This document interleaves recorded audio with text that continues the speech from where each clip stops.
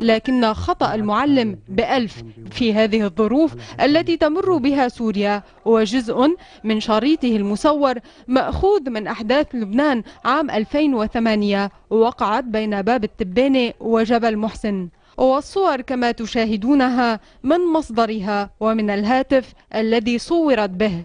وشريط هؤلاء الأشخاص استخدمته دعاية كتائب الأسد لمدة تزيد عن 6 أشهر، فإليكم هؤلاء بالصوت والصورة يعرفون عن أنفسهم في باب التبانة في طرابلس. طبعا نحن موجودين، وحتى المنطقة اللي تصورت موجودين، بنصور بكرة إن شاء الله، بنصور صاي باب التبانة موجودة إن شاء الله تعالى. بكرة أجي أتيتم بننزل لتحت وبنصور كل شيء، وحتى مذكوره مدرسه اللقمان باللفظ بالملوله، يعني الكلام موجود وله 5 شهور ببث فيها ونحن ساكتين نقول ما لها شيء، بس اليوم كبرت.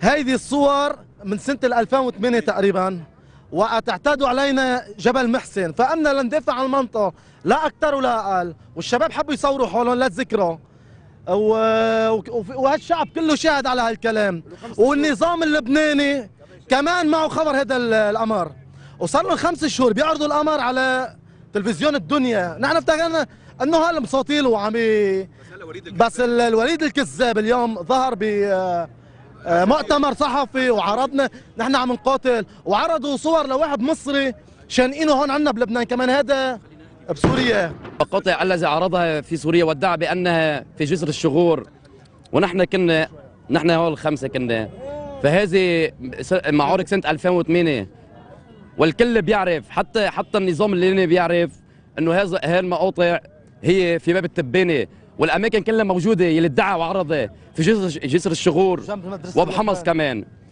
فبنقول انه هاي الحجج نحن بنعرف النظام السوري اكثر منه، بنعرفه. نحن بنقول لكل العالم انه هاي الصور اللي عرضها المنافق المرتد الكذاب انه هي كلها كذب.